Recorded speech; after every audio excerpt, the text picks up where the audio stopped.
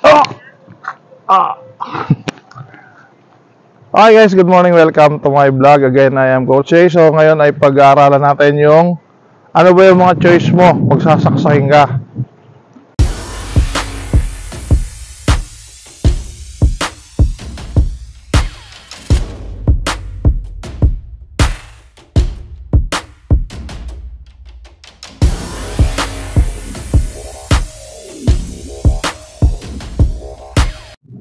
Okay guys, magandang hapon. Welcome to my vlog. Again, I am Coach A and kasama natin si Sir Jeffrey.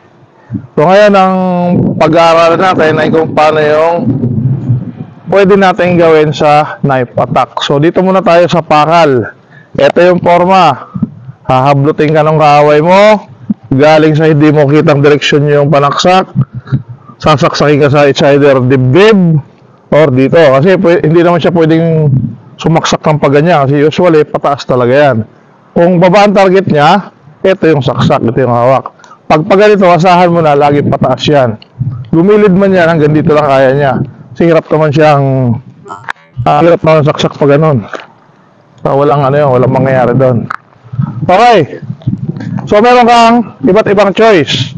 Pwedeng pag hinablot ka, sasaksakin ka, pwede kang pumikit ka lang gano'n. Ay! Mamatay ka pa rin kahit pumikit ka. Pwede kang tumakbo, sabi ng iba, tumakbo ka mabilis, hindi mo makita na sasaksakin ka. Tatakbo kayo, hawak ka naman niya. Hawak. Paano ka tatakbo, hawak ka niya. So masaksak ka lang lalo. Dito ka tatamaan pag iisip mo tumakbo. Kasi hindi mo kita yan eh, ganito forma niya, no? Gano'n yung sasaksak sa'yo.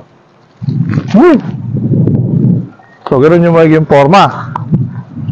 So pag gano'n yung atake, makakaligtas ka lang pag tinaas mo rin yung kamay mo.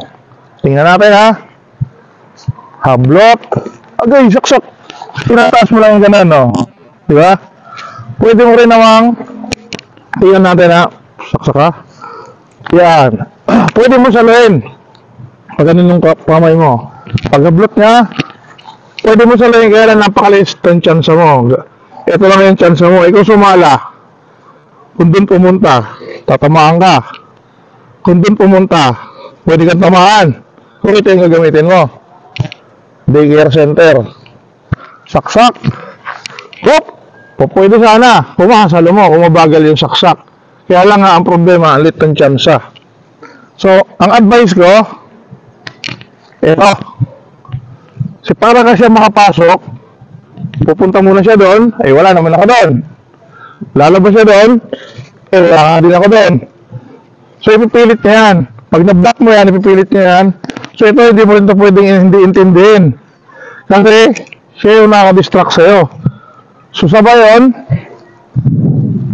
saksak. Sabay siya, dun ka, then dito na rin. Itong isang kamay mo, ididiin mo yan pa baba. Ito naman leverage pataas. Yan. Hanggang sa bumagsak na si Kuya Jeffrey. Up. So yun po yung pwede natin gawin. So sabihin na natin na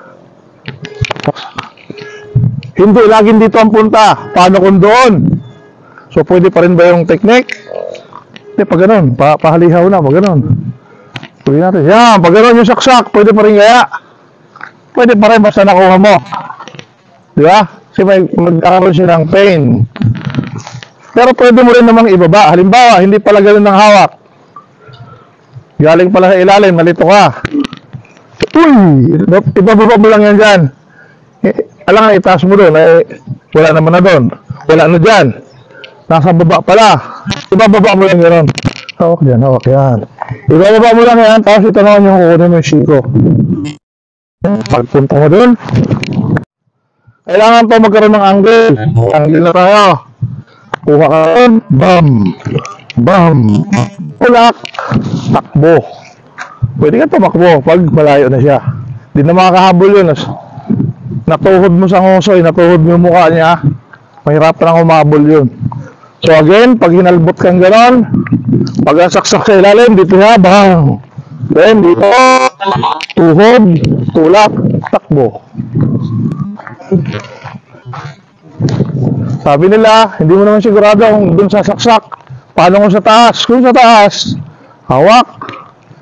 Taas, edit na taas mo rin to, di ba? Basta ito ang order mo sa taas. Kailangan may baba mo siya. Then, makakuha mo na yan. Tatakbo ka na. Okay?